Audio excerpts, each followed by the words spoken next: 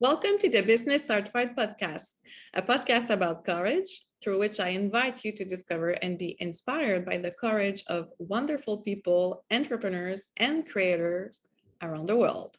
My name is Marie-Ève. I'm your host, and today I have the honor and privilege to introduce you to an amazing and very courageous man and successful entrepreneur, my friend, Nick Harbaugh. Thank you so much, Nick, for being here and saying yes to this invitation. Absolutely. I'm excited to be here. How are you? I'm great. Beautiful day here today. Down the Costa Blanca, they call it, here south of Valencia. So beautiful day outside. Yeah, we're both in Valencia right now. And this is amazing because I told you before, but I'm going to say it for the people who don't know. The name Valencia with a C comes from Valencia with a T, which means courage. So I'm so glad to record this very first episode of this new podcast about courage with you in the city of courage. Absolutely. I appreciate the invite. So Nick, we had the opportunity to meet 7 months ago. And it's been an adventure. We got to know each other through this travel journey that we both chose to experience.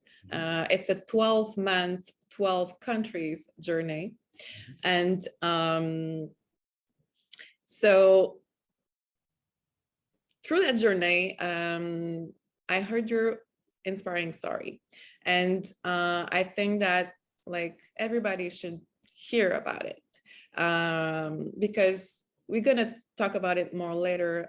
But you are very successful. You are healthy. You are kind. You are so funny. And but you could have all the reason in the world not to be like that. You could have all the reason in the world to feel like a victim and to experience life as a victim, but you chose otherwise. So we're going to talk about it a bit more later. But right now, I just would like to introduce you a little bit to people. So you are from the United States, but you've been living in Costa Rica since 2005.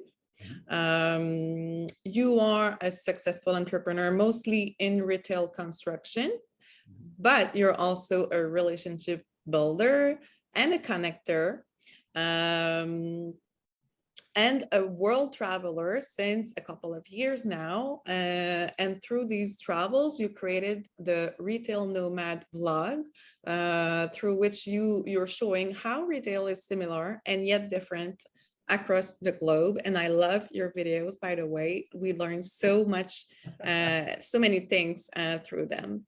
So would you like to share about your journey from where you start? I think you start your first business in 1994 until the Retail Nomad today.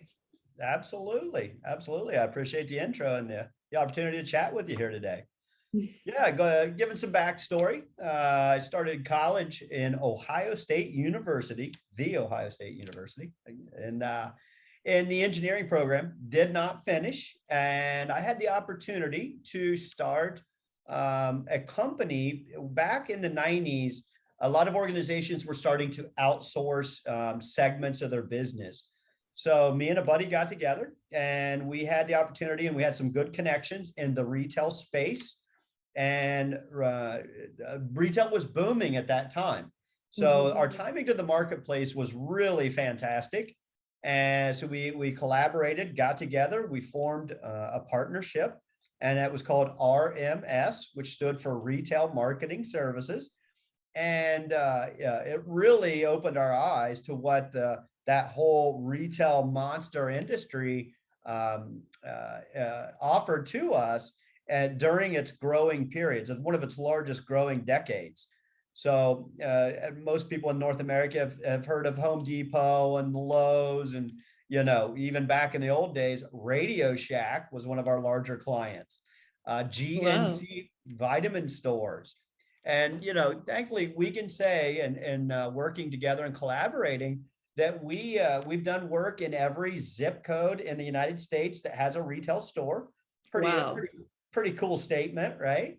Every province in Canada, as well as Mexico. So in doing that, the retailer would either carve out segments that, you know, weren't really construction. They were kind of installation tasks, you know, Okay. and we would go in and install something, whatever that something was.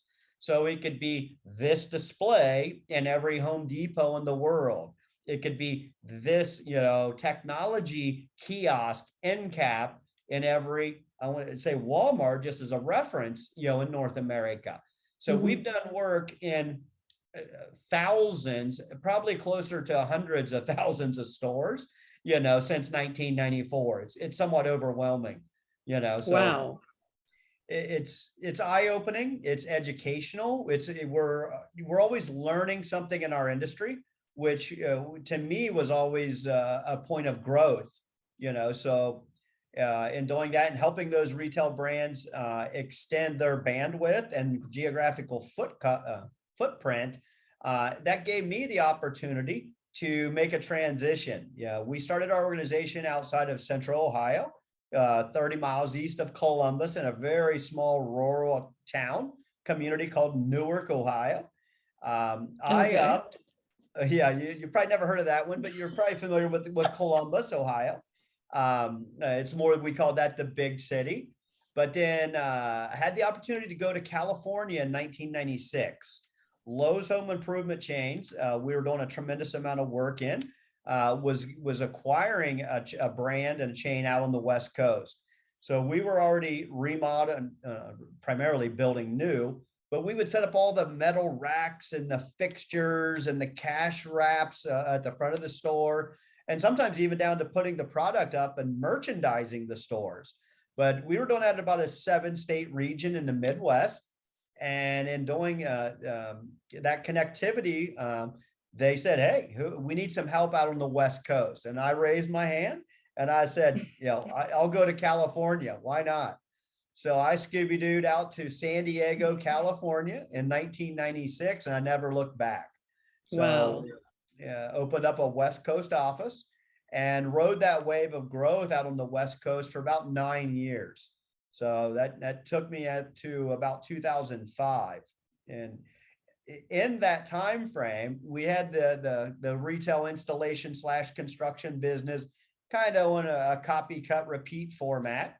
And I also acquired an extreme sport West Coast music magazine, which was fun. It was not probably the most profitable thing I'd ever done, but I wouldn't change it for anything. My joke and analogy is I could have paid a tuition fee to go to Harvard. I just never attended class, but it was a very educational experience that I would not trade for anything, you know. So really cool segment of backstory there up to 05. Yeah, and it's pretty interesting that you had an extreme sport magazine, because you cannot do extreme sports, right?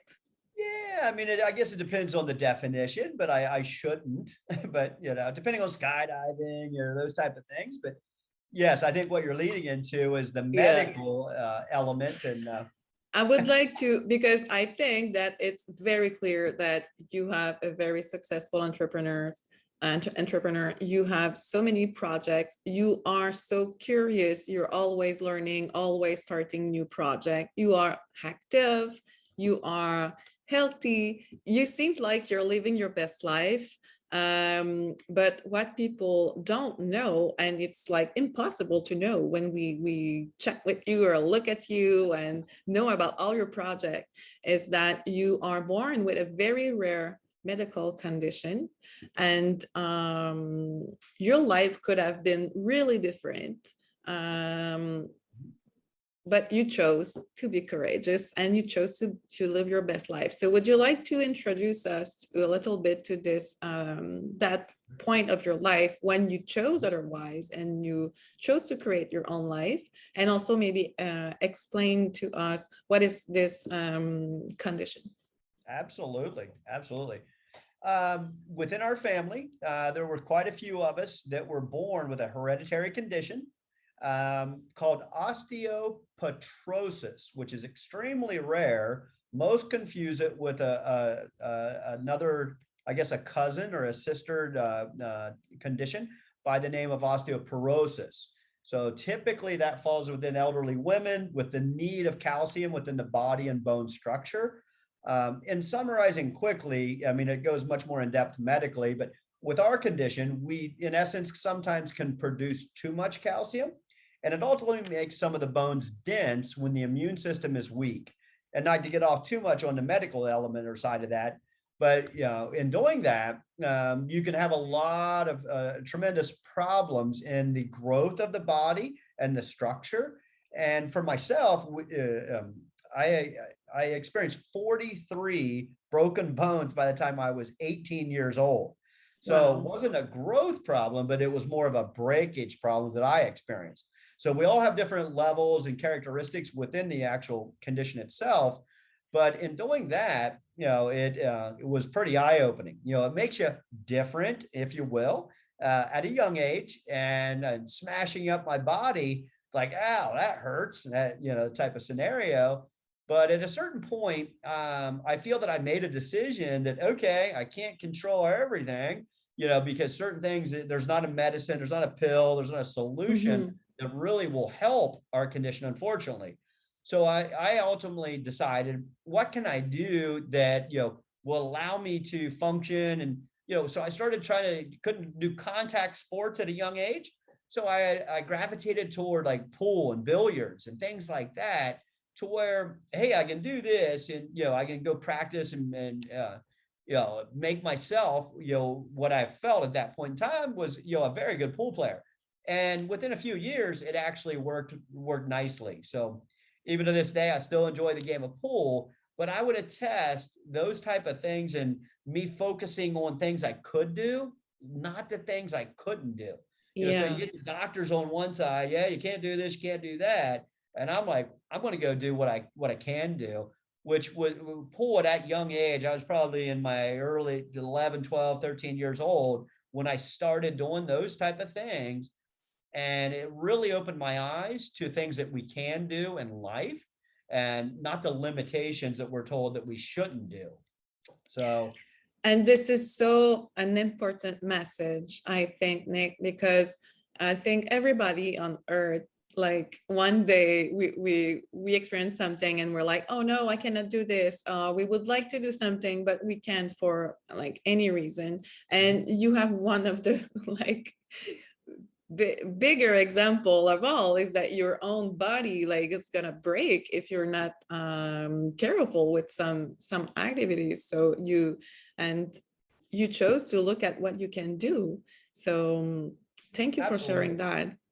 Absolutely. I personally, I wouldn't change it for anything, because it's made me who I am, type of thing. It gives you the power of the mind, and nobody can do everything. I love the analogy. Michael Jordan didn't play basketball in high school, so if we put our mind to it, he became the world's greatest. We can pretty much do everything within reason, type of scenario. So I learned off of those limitations and hurdles medically in my youth, that we can get over those hurdles. We can find an ultimate goal and a vision on where we would like to go. So for me, that's kind of how I utilized the negatives and tried to turn those into positives.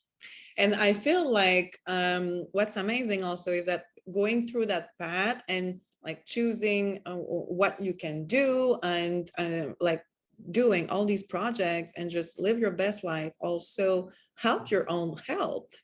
Like you could be like in very bad shape if we are looking only to the medical stuff, but you are healthy. Absolutely. Well, I think that there's some factors that were involved there. I mean, travel.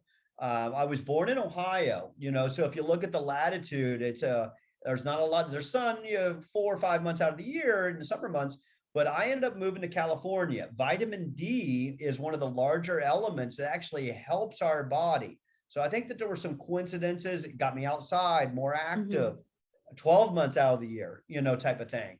So there were a lot of things that were coincidental, but at the end, I think it truly helped my health condition and the positivity of the mindset.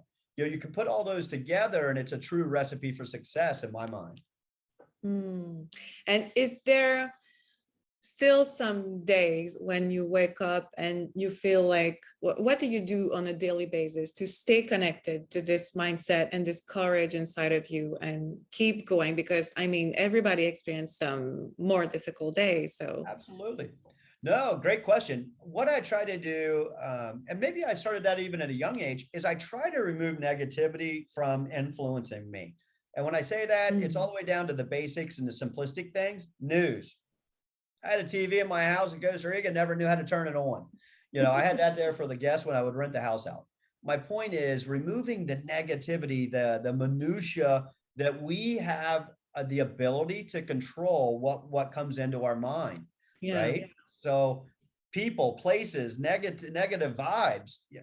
I don't want any part of it. I get Susie over here, Mikey talking negative. I want no part of those type of people in my life or that influence coming into me. You'll see me escape, type of scenario, because I want to absorb only positive influences as much as I can.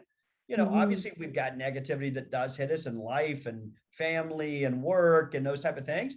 But if you're heavily weighted on the positive sides, hopefully the vision is more positive in how we respond and react to it. Obviously all of us have a cloudy day every once in a while. Life's never perfect for any of us, No, but your story is so inspiring. Thank you so much for sharing it with us in such generous way. Thank you so much. Oh, absolutely. To conclude, would you have a message? First, maybe a message for other people who are born with this medical condition and maybe right now they're struggling, they feel like victim or they don't know what to do. Do you have a message for them? I think it's maybe a generalized message with people with medical issues or some kind of negative influences in their life. We've got to focus on the positives that are out there in this world. Find a passion, find something that you truly enjoy doing, even work. My work, I mean, I connect people, but typically they're pretty cool people. It makes it fun, where that influence and the feeling and vibe that we get within ourselves, it takes that negative, aspect away. But establish small goals, start, one step at a time, create a blueprint to the path that you want to go and where your goals are. All of our goals are different. Mine are different than yours as they are, our family and friends. So, get out there, start, baby steps, if you will. So find your passion. For sure, there's one somewhere. Don't focus on what you cannot do. We cannot do everything. So find your passion and do it and start. Absolutely. Exactly. And it sounds simplistic, but just start with the baby steps, one thing at a time. Reading, watching the influences that we get. And then, it starts to compound the positive results that we start to see in ourselves. I never knew what the law of attraction was when I was young. Now I get it. And it truly does feed up on itself when you start to do the things and travel the path of life that you want. So baby steps, like I'm doing with you today with this very first episode. Thank you so much again for being this first guest. I'm sure we all received a very big dose of courage through this episode and your story. Thank you again. So if people wants to know more about you and your business, they can find the Retail Nomad on YouTube, LinkedIn, and Facebook. We're going to put all of these links in below this video, as well as your email. And if people wants to contact you more privately, and all these links and information are also going to be on the Business Heartwide podcast.com website. Thank you. Awesome. And Well, thank you very you. much. Yes, thanks to you. We see each other in a couple of days in Andalusia. I'm so excited. Absolutely. And thank you all for listening and watching this episode. If you loved the experience and Nick's story, please feel free to share this dose of courage with your friends, your family, on social media. And see you on the next episode of the Business Heartwide podcast.